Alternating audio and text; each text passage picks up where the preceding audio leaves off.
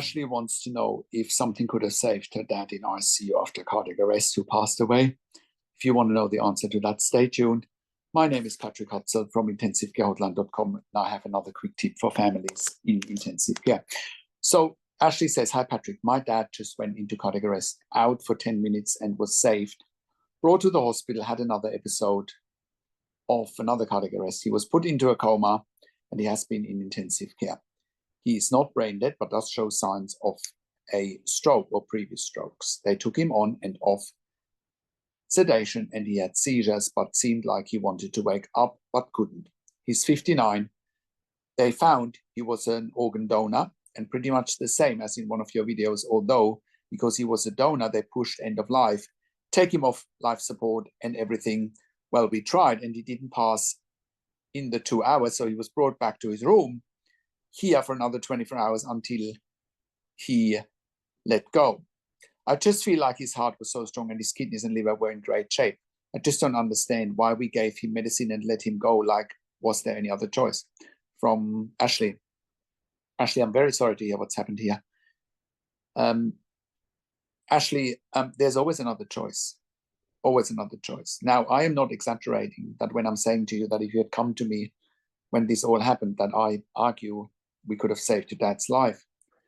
And we have saved many lives with our consulting and advocacy options, with our consulting and advocacy. I'll come to that in a minute. But, you know, why did you let go? Why did you consent to that? Why would anyone in their right mind consent to let their loved one go if they haven't even had a second opinion, right?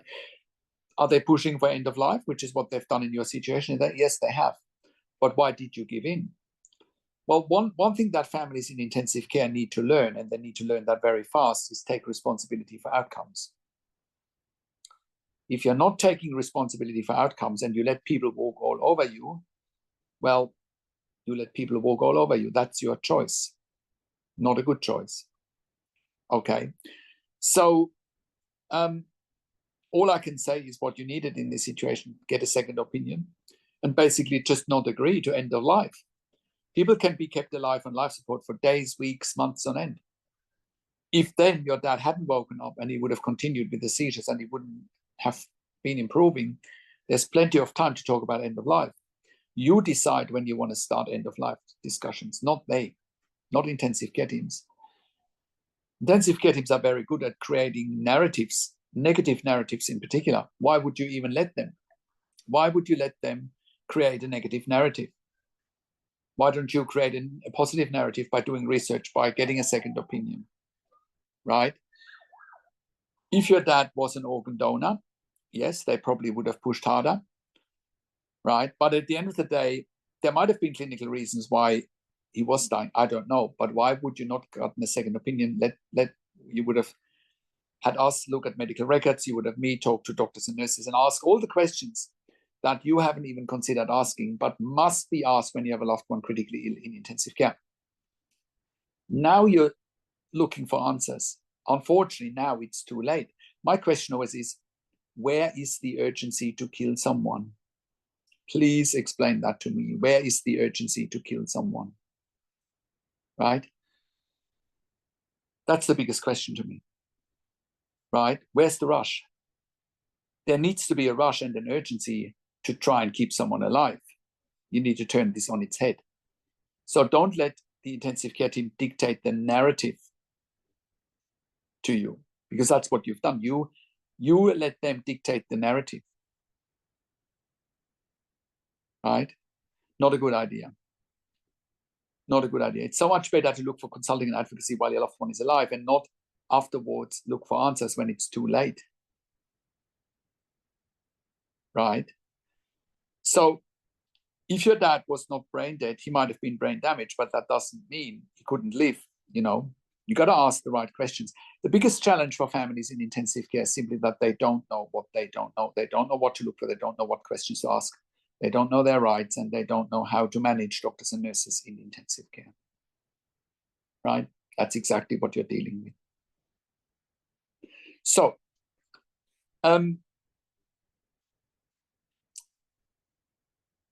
you know, and if he had medicine to let him go, that is euthanasia. That is hastening death.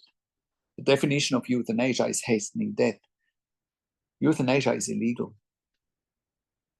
Euthanasia is illegal. But you didn't know, but now it's too late. For anyone watching this, take this as a warning. Why would you start end-of-life care conversations if you don't want to? And I don't take them pushing it as an excuse. You need to push back. You cannot control other people, but you are 100% in control how you respond. Right, 100% in control how you respond. So, I have worked in critical care nursing for 25 years in 3 different countries, where I worked as a nurse manager for over 5 years in intensive care. And I've been consulting and advocating for families in intensive care since 2013 at intensivecarehotline.com. And I can very, very confidently say that we have saved many lives for our clients in intensive care, because our advice is life-changing, literally life-changing. And you can verify that we saved many lives when you look on our testimonial section at intensivecarehotline.com, and when you look at our intensivecarehotline.com podcast section at intensivecarehotline.com, where we've done plenty of client interviews who will vouch for what I'm saying here as accurate. And like I said, my advice and our advice is absolutely life-changing, because you just don't know what you don't know.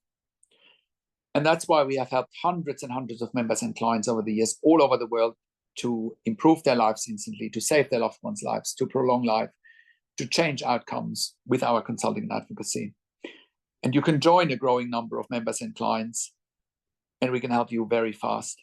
And that's why I do one-on-one consulting and advocacy over the phone, Zoom, Skype, WhatsApp, whichever medium works best for you. And I talk to you and your families directly.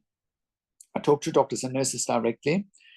And I hand-hold you through this once-in-a-lifetime situation that you simply cannot afford to get wrong. And when I talk to doctors and nurses directly on your behalf or with you, I ask all the questions that you have not even considered asking, but must be asked when you have a loved one critically ill in intensive care. I also represent you in family meetings with intensive care teams. We also do medical record reviews in real time so that you can get a second opinion in real time. We also do medical record reviews after intensive care if you have unanswered questions, if you need closure, or if you are suspecting medical negligence. And all of that you get at intensivecarehotline.com, where we also have a membership for families of critically ill patients in intensive care. And you can become a member and get your questions answered there. If you are a member in our membership, go to intensivecarehotline.com, click on the membership link, or go to intensivecaresupport.org directly. In the membership, you have access to me and my team 24 hours a day in the membership area and via email, and we answer all questions intensive care related. In the membership, you also have exclusive access to 21 ebooks and 21 videos that I have personally written and recorded, and all of that will help you to make informed decisions, have peace of mind, control, power, and influence, making sure your loved one gets best care and treatment always. And all of that you get at intensivecarehotline.com. Call us on one of the numbers on the top of our website, or simply send us an email to support@intensivecarehotline.com with your questions. And if you like my videos, subscribe to my YouTube channel for regular updates for families in intensive care. Click the like button, click the notification bell, share this video with your friends and families. Comment below what you want to see next, what questions and insights you have from this video. I also do a weekly YouTube live where I answer your questions live on a show.